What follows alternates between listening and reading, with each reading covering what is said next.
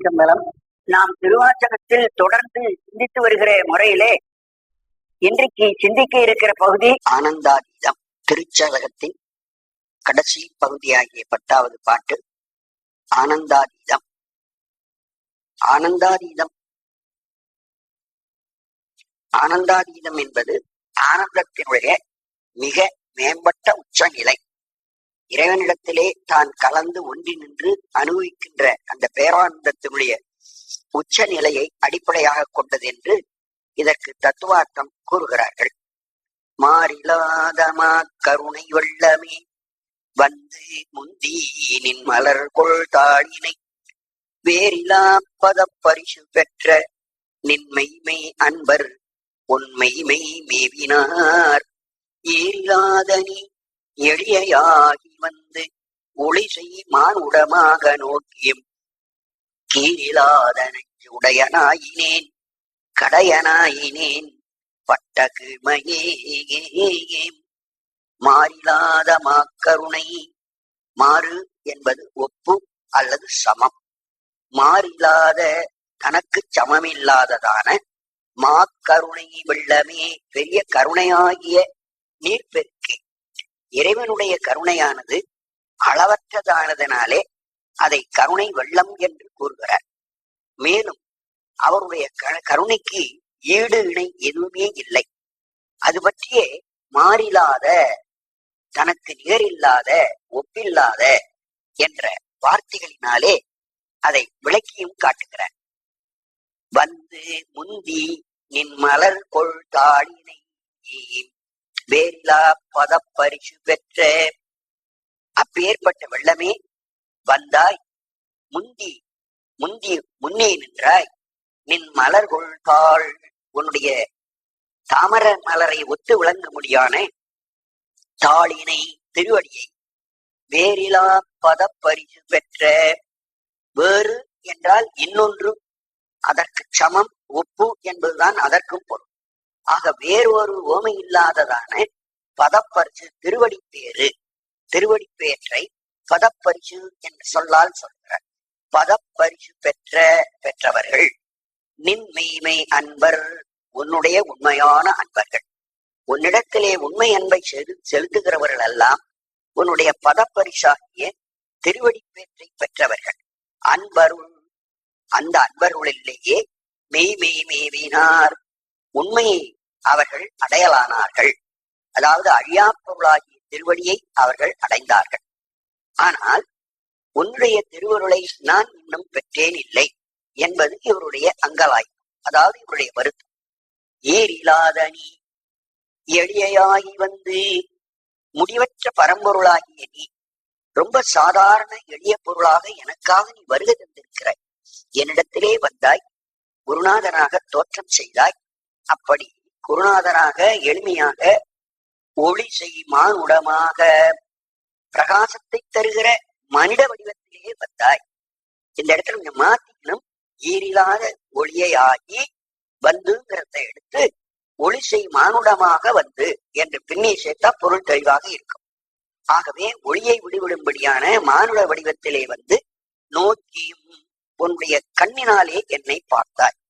திருக்கண் நோக்கத்தினாலே எனக்கு கடாட்சம் செய்தாய். கீரில்லாத நெஞ்சு உடையனாயினேன். அதை பார்த்து என்னுடைய மனம் என்ன செய்திருக்க வேண்டும்? மனம் உடைந்து நெக்கு நெக்கு உருகி போயிருக்கணும். ஆனால் ஒரு சின்ன கீறல் கூட விழவில்லையே. கீறு இல்லாத நெஞ்சு உடையனாயினேன். உன் திருவருள் பெற்றும் என்னுடைய நெஞ்சத்தில் கொஞ்சம் கூட ஒரு சிறு மாற்றம் கூட இல்லாதிருக்கிறேனே. அப்படியானால் நான் கடையனாயினேன் பட்ட கீழ்மையே. நான் கடையவனே அன்றி கீழ்மைப்பட்டவனும் ஆகின்றேன் என்று இந்த பாட்டிலே தன்னுடைய பரிபோக்கும் இல்லாமையை சொல்லுவதாக காட்டுகிறார். ஆனால் இது மாணிக்கவாசகரிடத்திலே பரிபோக்கம் இல்லை என்பது பொருள் அல்ல. பரிபோக்கம் இல்லாத மற்றவருடைய செயலை தன்மேல் ஏற்றி கூறியதாக கொள்ள வேண்டும். மையிலங்கு கணர் கன்னி பங்கனே வந்தனை பணி கொண்ட பின் மழக்கையிலங்கு போர்க்கிண்ணம் என்றால் அரிய என்றுனை கருதுகின்றேன். மெய்யிலங்கு வண்ணிற்று மேனியாய் மெய்மை அன்பருண்மை மேவினார் பொய்யிலங்கனை புகுத விட்டு நீ போவதோ தோளாய் பொருத்தமாவதேன் மையிலங்கு நற்கண்ணி பங்கனே. கண்ணி பங்கன் கண்ணை உடையாளாகிய உமாதேவிக்கு கணவனே. அந்த கண்ணி எப்பேற்பட்ட கண் உடையவள் என்பதை சொல்லுகின்ற போது மையிலங்கு நற்கண் என்று சொல்கிறார். மை என்ற சொல்லுக்கு கண்ணுக்கு இடுகின்ற மை என்று ஒரு பொருளும் உண்டு, மேகம் என்ற ஒரு பொருளும் உண்டு. பொதுவாக இலக்கிய ஆசிரியர்களாக இருப்பவர்கள் மையிலங்கு கண்ணி என்றால் மை பூசப்பட்ட அதனாலே அழகு பெற்றிருக்கிற கண்ணை உடையார் என்று உரை சொல்வார். இது உமாதேவியை சொல்ல வேண்டி இருப்பதனாலே உமாதேவியினுடைய கண்ணுக்கு மைபூசி அழகு வந்தது என்று உரை சொன்னால் அது பொருந்தாது. ஆகவே மையிலங்கு நல் கண்ணி என்பதற்கு மைபூசிய கண் என்று உரை சொல்லாலாகாது. மேகத்தை கொண்ட கண் என்று கூறுவதுதான் அதற்கு மிகச் சிறப்பான பொருளாக அமையும்.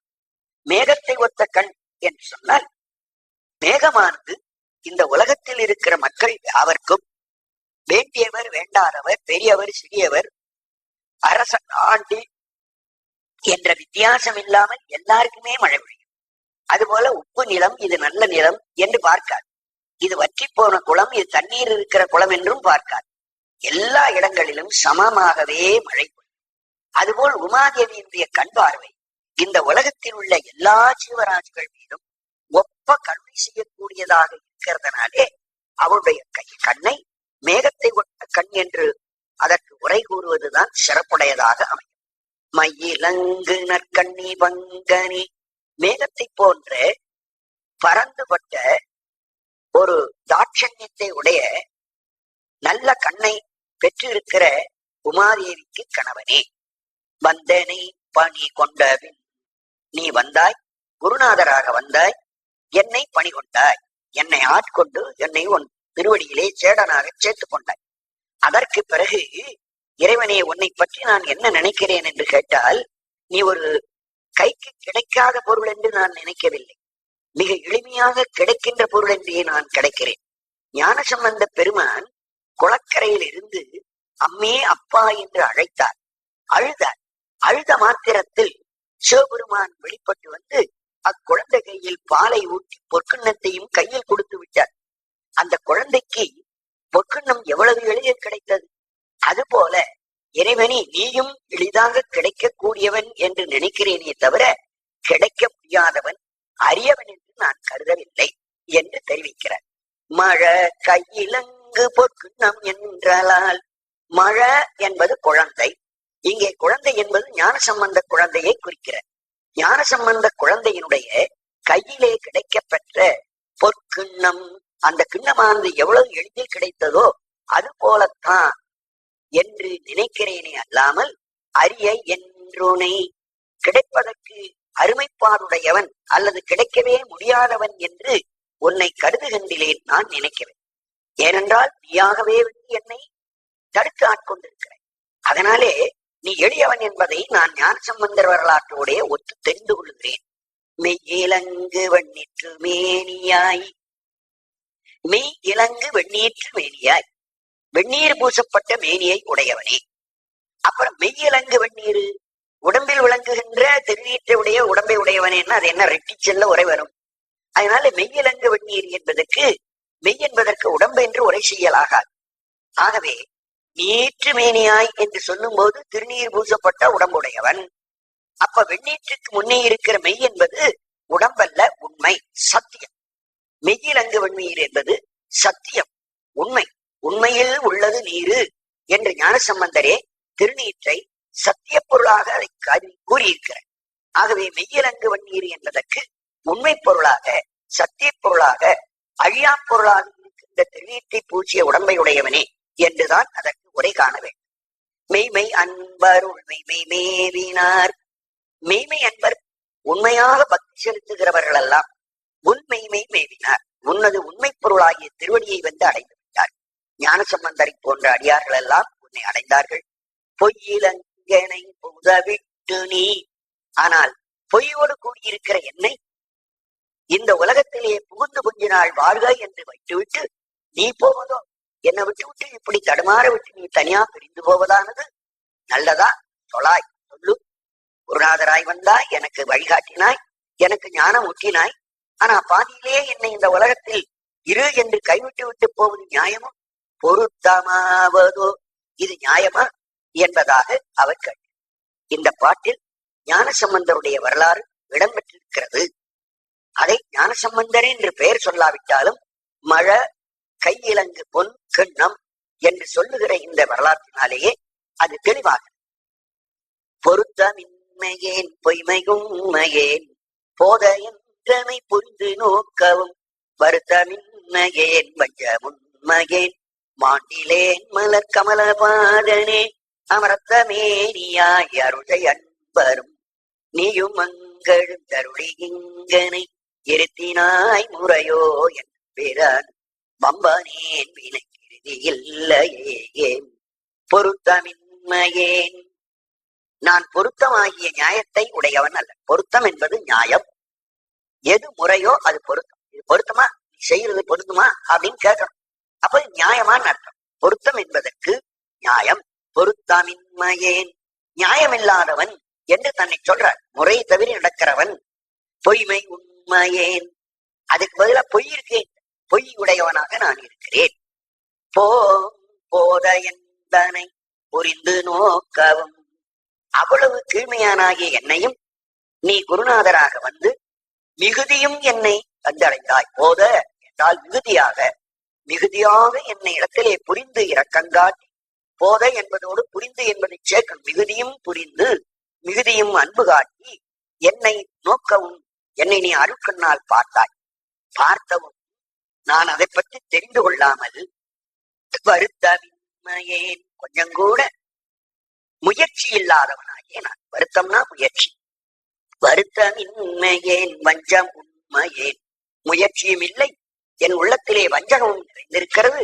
இவ்வளவு கீழ்மையனாகிய நான் மாண்டிலேன், இன்னும் நான் மாளாமல் இருக்கிறேனே என்கிறார். மாளல் என்பது உயிர் விடுதல் என்ற பொருள் அல்ல. மாளுதல் என்பது தன்முனைப்பு கெடுதல். ஒரு மனிதன் தன்முனைப்பை கெடுதலைத்தான் மாண்டு போதல் என்பதாக வரும்.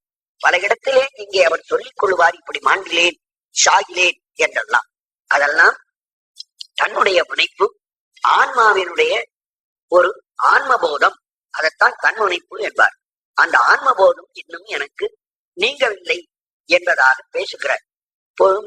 அரசன் மாண்டிலேன் மலர் கமல பாதனே, மலர் கமலம், கமல மலர் பாதம், தாமரை மலரை போன்ற திருவடியை உடையவனே, அரத்தமேனியாய், ரத்தம் போல் சிவந்தமே உடைய பெருமானே, அருள் செய் அன்பரும் நீயும் அங்கெழுந்தருளி.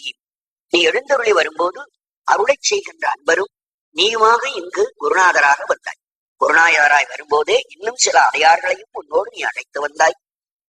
நின் நண்பரும் நீயும் அங்கெழுந்தருளி, அல்லது நீ கையிலையில் இருக்கிற காலத்திலே கையிலையில் நீயும் இருக்கிறாய், உன்னோடு கூட உன்னிடத்திலே அடைந்த திருவடி அடைந்த அடியார்களும் இருக்கிறார்.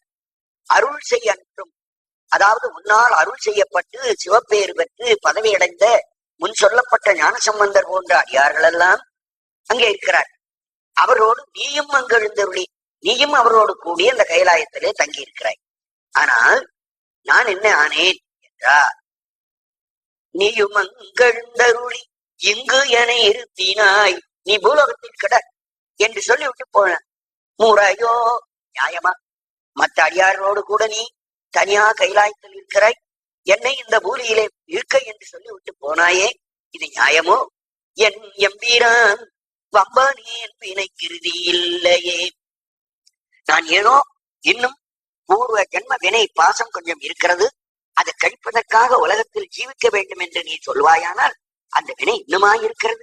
வம்பனேன் வினைக்கு இறுதி இல்லையே, நான் அனுபவிக்க வேண்டிய வினைக்கு இன்னும் முடிவே கிடையாதா? இன்னும் நான் இந்த உலகத்தில் இருக்க வேண்டி இருக்கிறதே என்று வருத்தப்பட்டு இதில் அவர் தெரிவித்துக் கொள்கிறார்.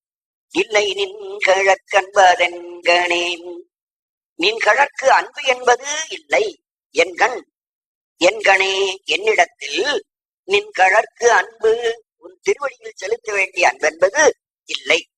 அன்பு இல்லாதவனாக நான் திருவடியில் அன்பு செலுத்தாதவனாக இருக்கிறேன். ஏலம் ஏழு நற்குழலி பங்கனே, ஏலம் ஏலம் என்ற மயிர்ச்சாந்தினுடைய வாசனை ஏலும் இருக்கிற நல்குழலி நல்ல கூந்தலை உடைய உமாதேவியின் கணவனே. மயிர்ச்சாந்தின் வாசனை வீசுகின்ற கூந்தலையுடைய பெண்ணின் கணவனே என்று சொன்னால் அந்த உமாதேவி கூந்தலுக்கு மயிர்ச்சாந்து அணிகிறாள் என்ற கருத்தல்ல. ஞானமே அவளுக்கு கூந்தலுக்கு மனமானதனாலே அந்த ஞானத்தை இங்கே ஏலம் என்று உபச்சாரமாக பேசியிருக்கிறார். கல்லை மென்கனியாக்கும் விச்சை கொண்டென்னை நின்கழற்கன்பனாக்கினாய்.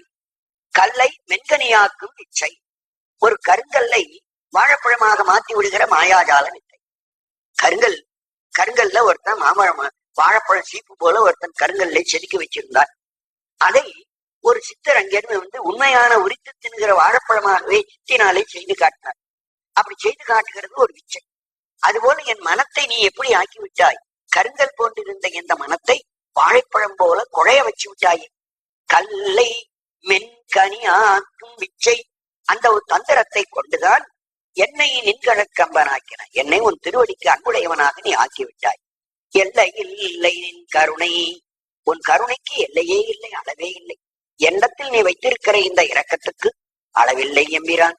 ஏது கொண்டு நான் ஏது செய்யினும், எதை மேற்கொண்டு எந்த காரியத்தை நான் திரும்ப திரும்ப செய்வேனே ஆனாலும் வல்லையே எனக்கு இன்னும்.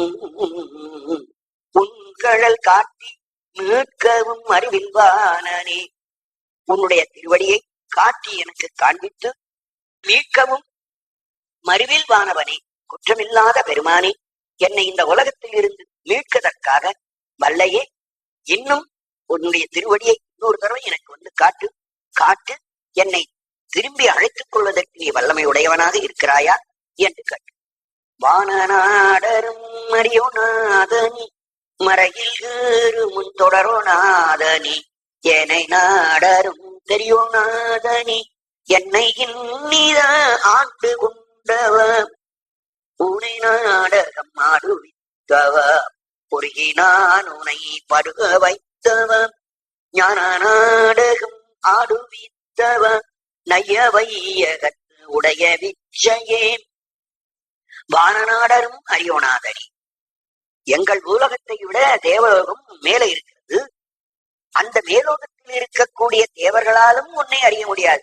அதற்கும் அப்பாற்பட்ட சூனியம் என்ற இடத்திலே நீ இருக்கிறாய். ஆகவே வானநாடராகிய தேவராலும் அறியப்படாதவன் மறையில் ஏறுமுன் தொடரோநாதனி. அல்லது வேதம் இருக்கிறது, அந்த வேதத்தின் ஈறு முக்கியம் என்று சொல்லுவார்கள். வேதத்தின் ஈறு என்பது வேத அந்தம், அதாவது வேதாந்தம். வேதாந்தம் என்பது வேதத்தின் முடிந்த பொருள். அந்த வேதத்தின் முடிந்த பொருள் கூட உன்னை நெருங்கி தொடர முடியாதது. அந்த வேதாந்த கருத்து கூட உன்னை இன்னார் என்று சுட்டி காட்ட முடியாததாக அமைந்திருக்கிறது. மறையில் ஏறும் முன் தொடராத, உன் முன் வந்து உன்னை பின்பற்றி வர முடியாததாக நின்று போய் விடுகிறது. ஏனே நாடரும் தெரியோநாதனி, அது கிடக்கட்டும், தேவலோகமாகட்டும் இந்த பூலோகமாகட்டும், இதையல்லாமல் வேற வேறு நாடுகள் உள்ளவர்களாலேயாவது தெரிந்து கொள்ள முடியுமா? எதாலும் தர முடியாது. கந்தர்வலோகம், கிண்ணறர் இருக்கிற உலகம் என்று இப்படி எத்தனையோ உலகங்கள் சொல்லுகிறார்கள். அந்த உலகத்தில் இருக்கிற மற்றவர்களாலும் உன்னை தெரிந்து கொள்ள முடியாதவன் என்னை இன்னிதா ஆண்டு கொண்டவன். அப்படி அரிதற்கரிய பொருளாயிருக்கிற நீ என் பொருட்டு குருநாதனாக வந்து என்னை நீ ஆட்கொண்டதற்கு வல்லமை உடையவனாக இருந்தாய். என்னை இன்னிதா இனிய ஒரு பொருளாக மாற்றுவதற்கு ஆண்டு கொண்டவா. ஆண்டு கொண்டது என்ன ஆச்சரியம்! ஊனை நாடகம் ஆடுவித்தவ. ஊன் என்று சொல்லுகிறது என்னுடைய உடம்பு. இந்த ஊனை உடம்பை நாடகம் ஆடுவித்தவா, நாடகமாக ஆட வைக்கிறாய். இந்த உலகத்திலே நின்றும் இருந்தும் கிடந்தும் உண்டும் தின்றும் தெரியும்படியாக எத்தனையோ வேட்கைகளை செய்யும்படியாக இந்த உடம்பை நீ ஆட்டிக்கொண்டே இருக்கிறாய், நாடகம் ஆட்டுகின்றாய் பெருமானே. உருகி நான் உன்னை பருக வைத்தவ.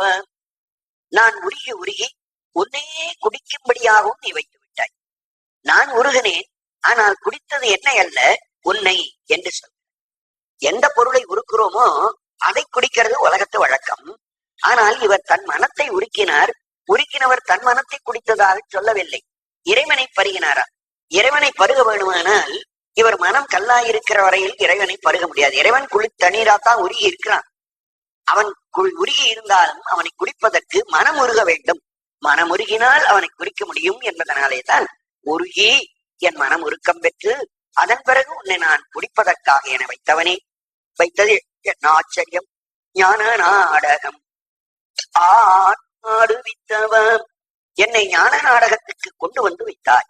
அதாவது பக்தி மார்க்கத்திலே, ஞான மார்க்கம் என்று சொல்லுகின்ற ஒரு மார்க்கத்திலே என்னை கொண்டு வந்து நீ நிறுத்தின. சரியை, கிரியை, யோகம் என்ற மூன்றையும் தாண்டி மூன்றுக்கும் அப்பாற்பட்ட ஞான மார்க்கத்திலே கொண்டு வந்து, அதாவது சன்மார்க்கம் என்று அதைத்தான் சன்மார்க்கத்தில் நடக்க என்ன வைத்தது என்ன ஆச்சரியம்! நைய வையகத்து உடைய விச்சையே, இது உலகத்திலேயே செய்ய முடியாததாகிய ஒரு பெரிய வித்தை.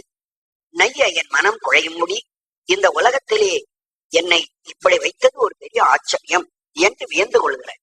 இந்த இடங்களில் தான் ஆனந்தாதீதம் என்பதை நாம் பார்க்கிறோம். ஆனந்தத்தினுடைய அதீத நிலையிலே இவர் எத்தனை இன்பத்தை அனுபவித்தார் என்பதையெல்லாம் இந்த 95வது பாட்டிலே தெளிவாக எடுத்துக்காட்டுவதை பார்க்க முடியும். மிச்சதின்றியே விளைவு செய்குவாய், விண்ணும் மண்ணம் முழுதும் பாவையும் வச்சு வாங்குவாய், பஞ்சக பெரும் புலையனேனையும் புலையனேனை உன் கோயில் வாயில் திச்சனாக்கினாய், பெரிய அன்பருக்கு உரியனாக்கினாய், தாம்பளத்ததோர் நச்சு மாமரம் ஆயினும் கோளார் நானும் மங்கனே உடையநாதனே. விச்சதின்றியே விளைவு செய்குவாய், விதையில்லாமலேயே நீ விளைவை செய்து விடுவாய். இந்த உலகத்திலே மரம், மாடு, மற்ற விலங்குகள், தண்ணீர், அனல், கால் போன்ற எல்லா பொருளையும் ஒரு விதையிலிருந்து கடவுள் உண்டாக்கி காட்டவில்லை. எல்லாவற்றுக்குலமான மாயையிலிருந்தே திடீரென்று உண்டாக்கிவிட்டான். தன் சங்கற்ப மாத்திரத்திலால் உண்டாக்கி மரத்தை உண்டாக்கினான். அதன் பிறகு அந்த மரம் தொடர்ந்து உலகத்தில் வாழ்வதற்கு மரத்திலே ஒரு வித்தை உண்டாக்கி, வித்தை போட்டு மரத்தை முளைக்க வைக்கவில்லை. உலகத்திலே எல்லாரும் வினோதமான வினாக்களை இதுவரை கேட்டுக்கொண்டே இருக்கிறார்கள்.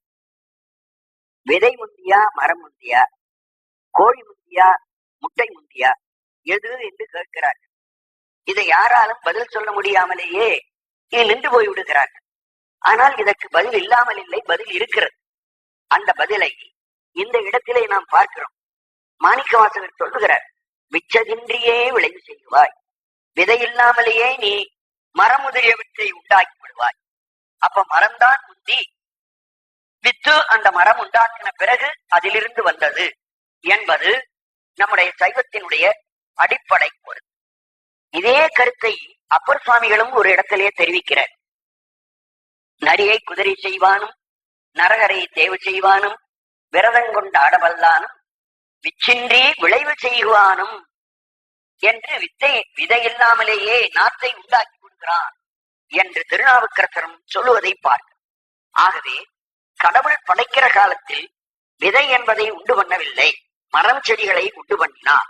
அவற்றின் வழியாக பிறகு விதைகளை உண்டு பண்ணி கொடுத்திருக்கிறார் என்ற கருத்து கோட்பாடு நம்முடைய சைவத்திலே நம்முடைய ஞானாசிரியர்களினாலே எடுத்து சொல்லப்படுகிறது.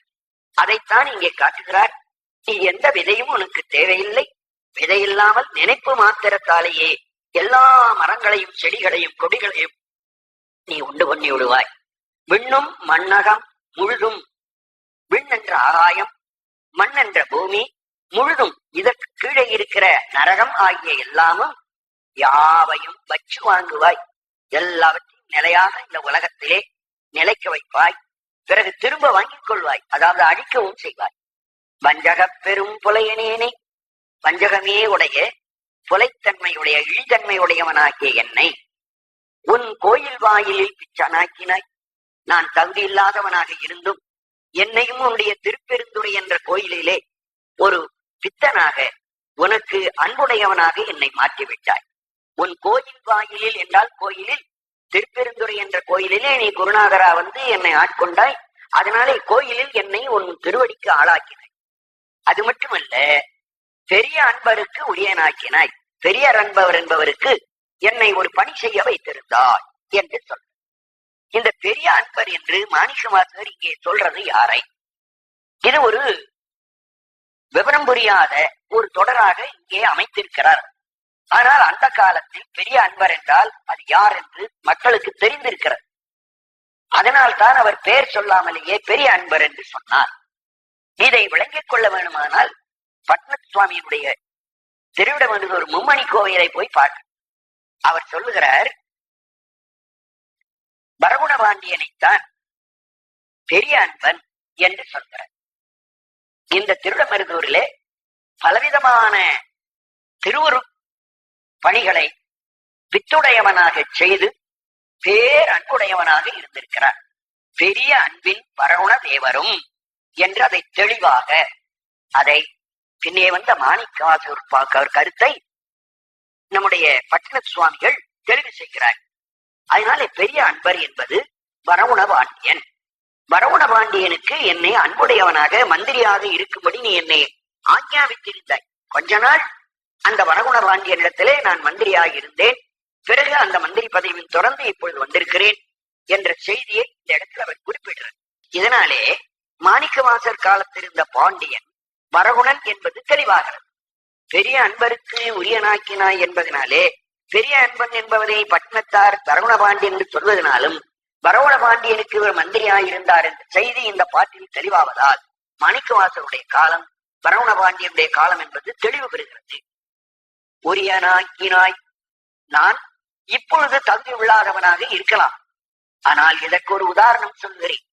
உலகத்திலே ஒருவன் ஏதோ ஒரு மரக்கன்றை கொண்டு வந்து கொல்லையிலே அன்பாக வளர்த்து விட்டான். தினமும் தண்ணி ஊற்றினான். அது பெரிய மரமாக வளர்ந்தது. வளர்ந்த பிறகுதான் அந்த எட்டி மரம், அது நச்சு மரம் என்று அவனுக்கு தெரிய வந்தது. பக்கத்தில் இருந்தவர்களாம் சொன்னார்கள், இது எட்டி மரம் வேண்டாமப்பா, வெட்டி விடுகின்றார். ஆனால் அவனுக்கு வெட்ட மனம் பிறகு, நான் தினம் தண்ணி ஊத்தினேன், தினம் வளர்த்தேன், இதை எப்படி கொல்றது? நான் வளர்த்த பிள்ளைய நானே என் கையால கொல்ல முடியுமா? ஒரு ஜீவகாரன் மரத்தை வெட்டுவதற்கு கூட தண்ணீர் விட்டு வளர்த்தவனுக்கு மனம் துணியாது. அதனால்தான் வள்ளலார் சொல்லுவார், வாடிய பயிரை கண்ட போதெல்லாம் நானும் வாடினேன். தினம் அவன் பயிர் செய்கிறவன் தினம் தினம் அந்த பயிரை பாக்குறான். அதனால தான் புள்ள போல வளர்க்கறான். அதுக்கு தண்ணி இல்லைன்னு வாடினவொன்னு அவனுக்கு ரொம்ப இறக்கம் வருது. அது போல சொல்றார், தாம் வளர்த்தது ஓர் நச்சு மாமரமாயிரும். தன்னால் வளர்க்கப்பட்டது நச்சு மரமாக எட்டி மரமாய் இருந்தாலும் கூட அதை கொலா, அதை வளர்த்தவன் தன் கையாலே வெட்ட மாட்டான். ஆகவே பெருமானே, நான் ஒரு நச்சு மரம் போல உன் கையால வளர்ந்து விட்டேன். வளர்ந்தாலும் என்ன நீ கைவிட்ட கூடாது. இது நச்சு மரம் என்று வெட்டி ஒதுக்க கூடாது. எப்படியாவது என்னை காப்பாத்திதான் ஆகணும் என்று இந்த ஓமையை காட்டி அவனை கேட்கிற. நச்சுமானும் அங்கனே, நானும் அப்படித்தான் சுவாமி, நச்சு மரம் போல இருக்கிறேன். இருந்தாலும் என்னை காப்பாற்று உடையநாதனே என்று வேண்டிக் கொள்கிறேன். உடையநாதனே போற்றி, நின்னலார் பற்று மற்றனக்கு ஆவது ஒன்றினி, உடையனோ பணி போற்றி. உடையநாதனே, எனக்கு எஜமானனாக இருக்கிற பெருமானே போற்றி, உனக்கு வணக்கம். நின்னலால் பற்று மற்றனுக்கு ஆவது ஒன்று இனி, உடையனோ, நின்னலால் உன்னை தவிர பற்று மற்றனுக்கு ஆவது, எனக்கு ஒரு பற்று இன்னொரு பொருளிடத்திலே உண்டாகுமா? உன் திருவடியை தவிர வேறு எந்த பொருளிலும் எனக்கு பற்று கிடையாது. ஒன்று இனி உடையனோ, வேறொன்றிலே பற்று ஒன்று நான் வைத்திருக்கிறேனோ? கிடையாது. பணி போற்றி, ஆகவே உன் திருவடியே எனக்கு ஒரு கட்டளையிடு, நான் அந்த வேலை செய்ய தயாராக இருக்கிறேன், போற்றி உனக்கு வணக்கம் என்று சொல்கிறார்.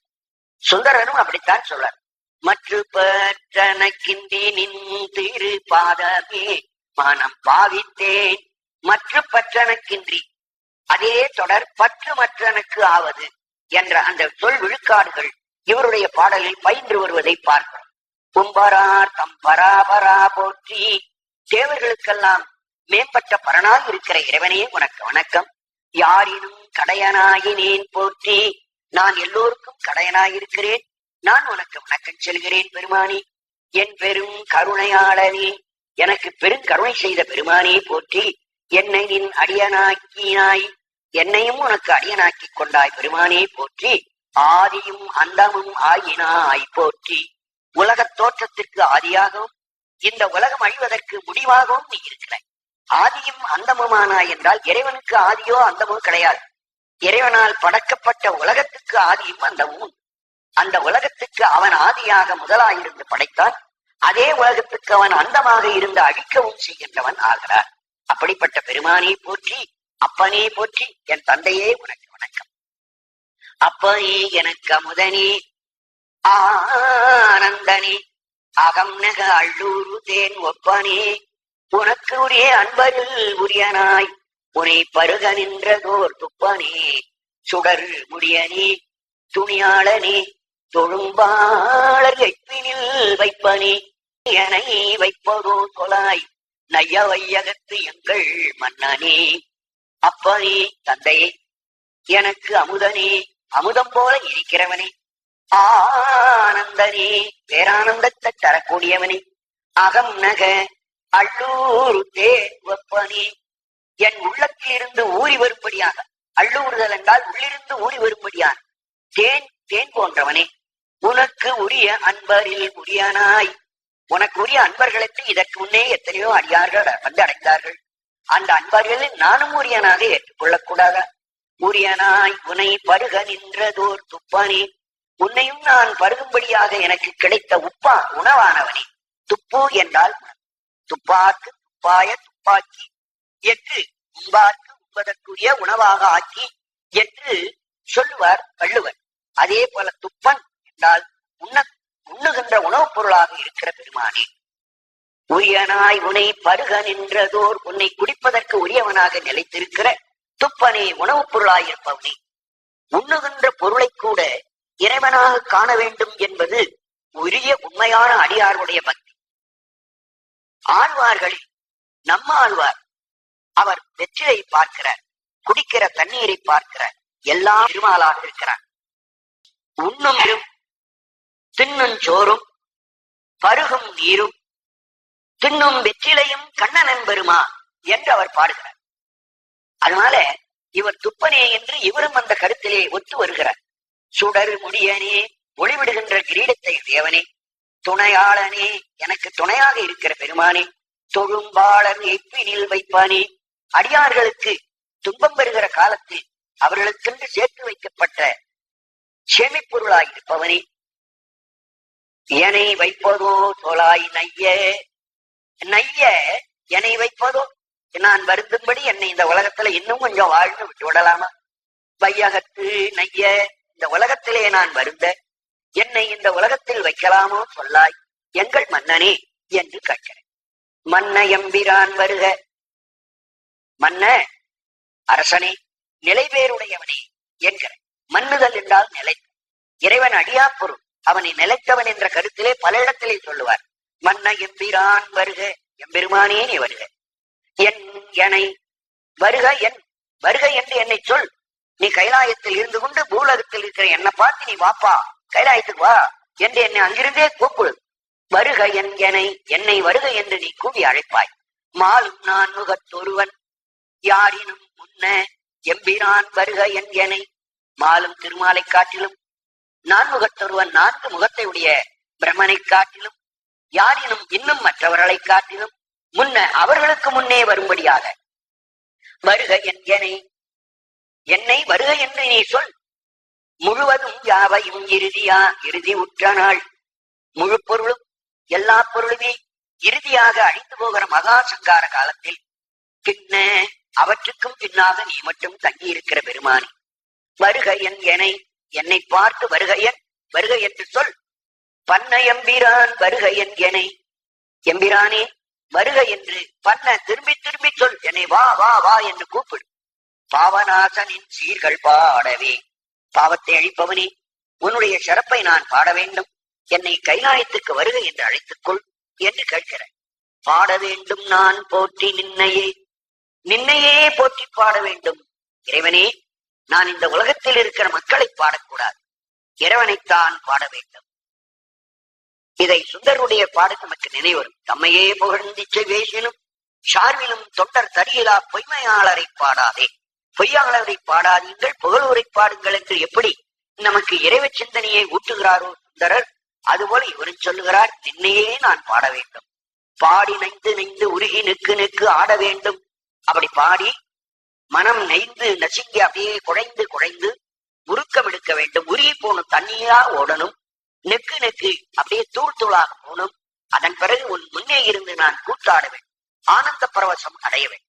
ஆட வேண்டும் நான் போற்றி உனக்கு வணக்கம். அம்பலத்து ஆடு நின்கடல் போது நாயினேன், அம்பலத்திலே ஆடுகின்ற உன் கடலை கடல் போது நாயினேன் கூட வேண்டும். அம்பலத்தில் ஆடுகின்ற உன்னுடைய திருவடியிலே நான் கூட வேண்டும், நான் அந்த திருவடி பேரை பெற வேண்டும் என்று வேண்டுகிறார். போற்றி இப்புழு கூடி நீக்கு என போற்றி, இந்த புழுக்களை உற்பத்தி செய்கிற இந்த மாம்ச பிண்டமாயிருக்கிற இந்த உடம்பை நீக்கு எனக்கு சுத்த உடம்பு தருக வேண்டும் என்று கேட்கிறார். பொய்யலாம் வீட வேண்டும், நான் பொய்யாயிருக்கிற மாயாஜாலமாகிய இந்த உலகத்தை விட்டு நான் நீங்க வேண்டும். வீடு தருளு போற்றி, உன்னுடைய மோட்சத்தை எனக்கு கொடு, எல்லாவற்றிலும் விடுதலை எனக்கு கொடு. நின் மெய்யர் மெய்யனே, உன் அடியா உண்மையாளனுக்கு உண்மையாக இருக்கிற பெருமானே, நானும் உனக்கு ஒரு உரியவன் என்று சொல்லி எனக்கு வீடு தர வேண்டும் என்பதாக இந்த திருச்சதகத்திலே இறுதியாக கேட்டுக்கொள்கிறார் என்று சொல்லி நான் நிறைவு செய்கிறேன். வணக்கம்.